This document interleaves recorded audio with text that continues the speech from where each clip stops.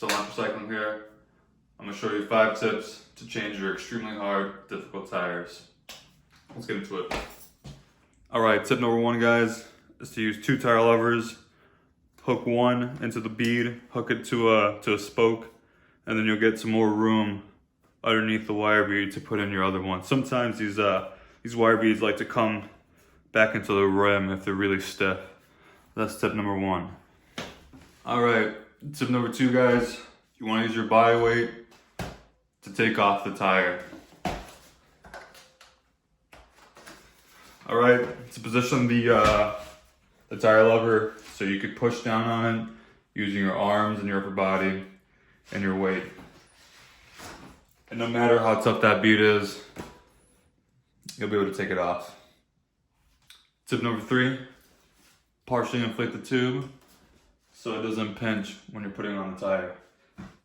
Tip number 4, guys, when you're at the last bit of tire that needs to be mounted, that gets pretty hard. What you want to do is push the wire bead towards the center of the rim all the way around.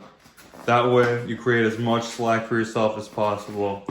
You can also let out some of the air from the tube, but you really don't want to use tire levers for this because you'll end up pinching the tube. So see, I just moved the bead to the center of the tire, or to the center of the rim. It's gonna make it a lot easier to do this by hand. You also want to use your weight for this as well if it gets pretty tough.